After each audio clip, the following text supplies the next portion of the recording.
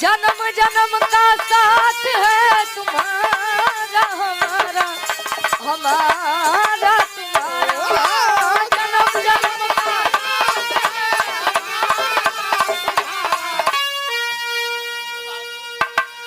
अरे त झुलनिया के गुजवा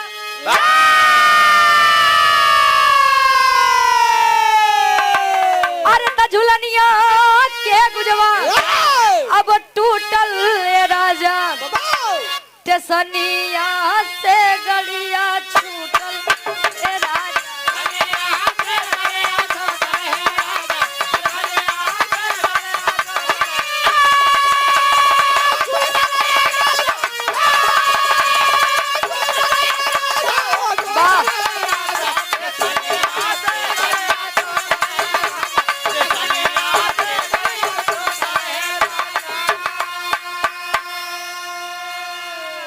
लेकिन समझावत है बतावत है का होई। अरे तक कलयुग में सारी, अरे कलयुग में सारी ये घटना दिखाई, भूखल रही जइए देख बाबू यौरी माई।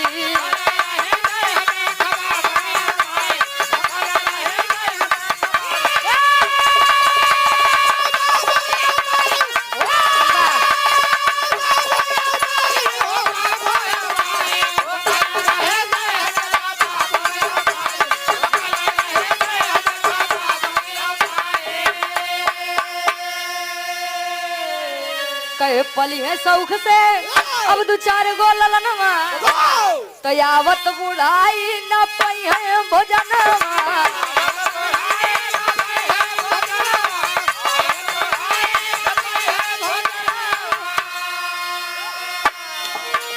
अरे धन दौलतिया,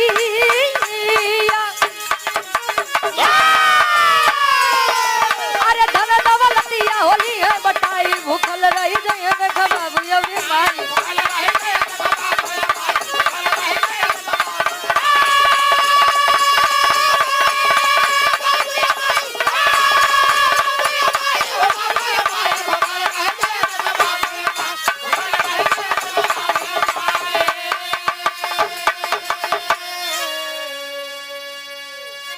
पहली बात के निचोड़ सुनिए।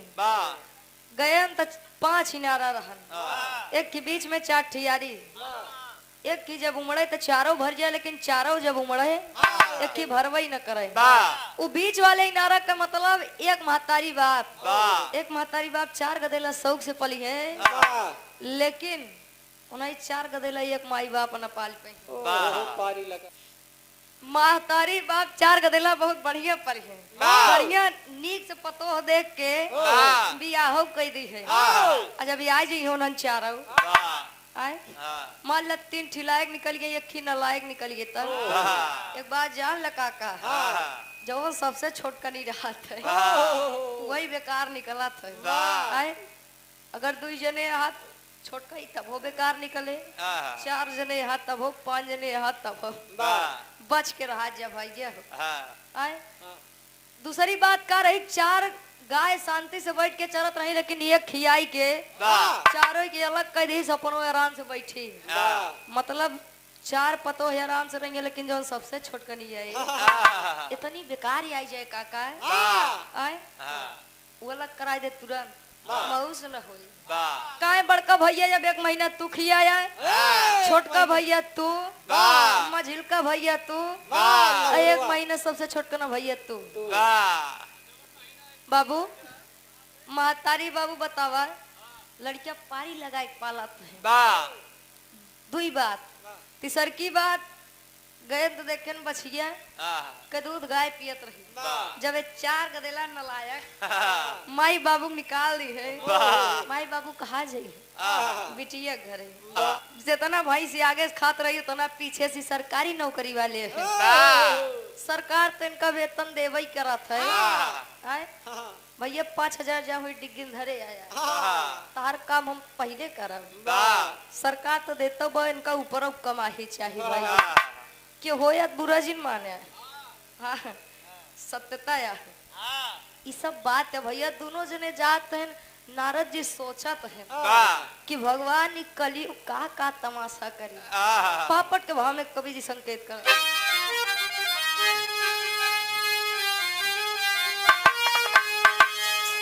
अरे देखे नारद रहिया में अरे देखे नारद रहिया में कुल खेला बड़ा झमेला बा। अरे देखे नारद रहिया में कुल खेला बड़ा झमेला बा। आई कैसन कलयुग में ई बेला बड़ा झमेला बा।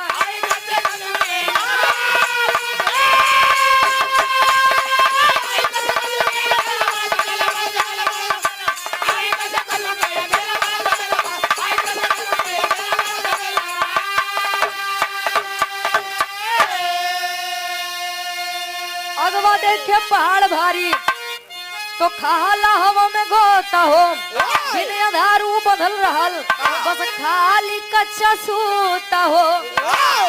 अरे भागे मुनिवर हवा से अलबेला बड़ा झमेला बा।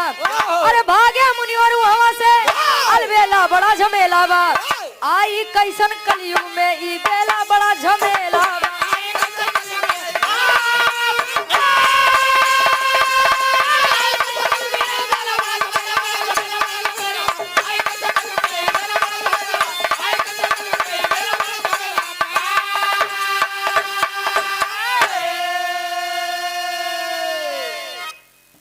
जाते देखते तक पहाड़ भारी वही के नीचे दोनों जने बाटे। और जैसे नारद जी ऊपर देखे तो कच्चा सूत के समान एक पतला धागा ऊपर सिरे से लाई के नीचे छोड़ दिया रहा। मतलब पहाड़ सिर्फ और सिर्फ हवा में उड़त बा। इतना देखते महान नारद जी पहुँचे आगे आगे बेहोश हो गए। बाप रे बाप का देखे मिले हुआ क्या। आल्हा के भाव में कवि जी प्रमाण दे रहे हैं।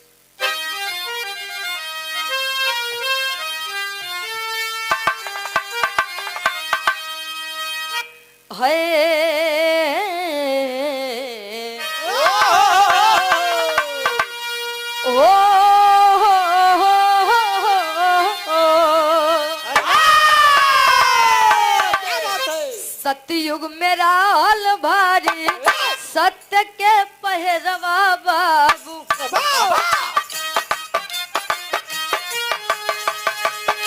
त्रेता में राल प्रेम त्याग अधिकार।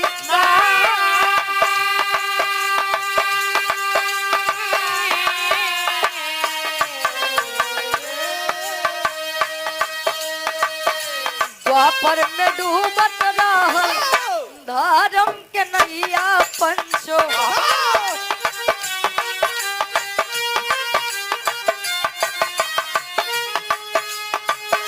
आई के कन्हैया तो बोली हले बचा।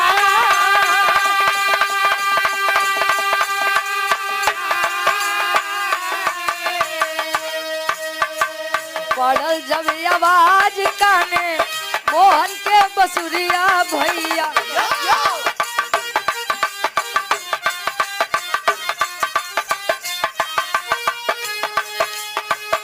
अखिया खुलाता रहे काना मुस्कान।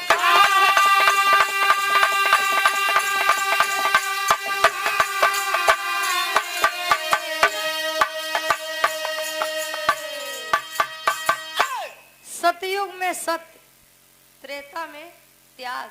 कन्हैया जी बताओ तो पहाड़ जैसा भारी अधर्म अन्याय पाप बढ़ जाए और कच्चा सूत के समान सिर्फ और सिर्फ धर्म सत्य रह जाए। भैया बताओ तेने कलयुग में नारद बताओ तही हम सही रहे तो का भरान हम सही न रह तब का हो। असत्य घटना आप सब देखत हो ढेर बताओ जरूर नहीं खड़ी के भाव में।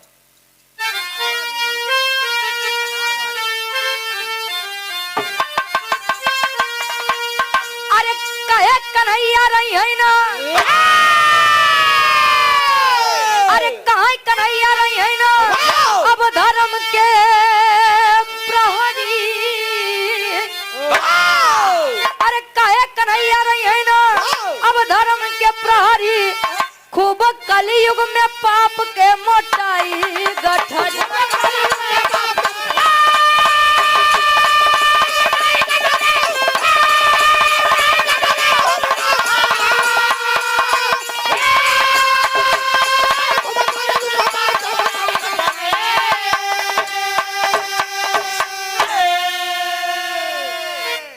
स्वार्थ में मानो सब हो जाइए अंधा आ ढोंगी लोग बनैली है धर्म के अपन धंधा महात्मा का मतलब वो कब संसार से कोनो लेना देना नहीं बे लेकिन ये भाई अध्ययन चला जाए प्रयागराज में कुंभ के मेला में जाया आए तिलक देखता हम से अयोध्या गए दर्शन करे राम लिख देन का भैया 30 रुपया दे आए कई जने रहे 7 जने 30 रुपया दे दिन मुंह बड़े भैया ये सब धंधा या बढ़िया जा तिलक चंदन लगाए बैठ जा 2-4 ज्ञान भरी बात बताई दे प्रभु याद से बढ़िया इनका सही सही लूटत के जानता आए नहीं काकी दादी लोग पहुंच गए तार त्याग बलिदान घटी घटी कुली नाप के अरे तधान खातिर काट लिए मुड़ी बेटा बाप के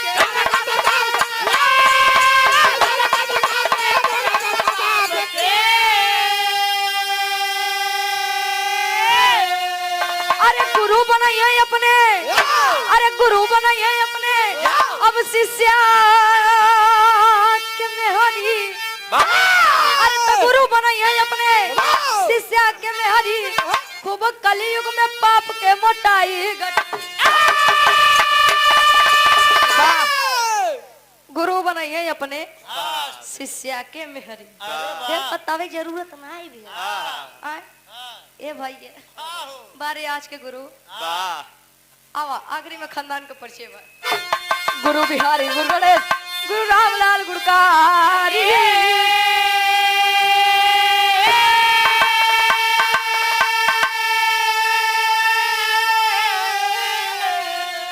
अरे गुरु चंद का राधे श्याम गुरु राम आधारित कारी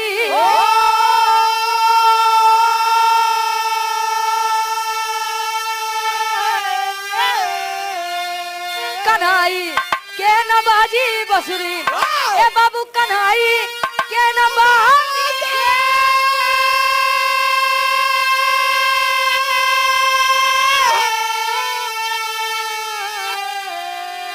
कन्हाई के नबाजी बसुरी रुचि कवि सुरेंद्र कितना बात बताई कन्हाई के नबाजी बसुरी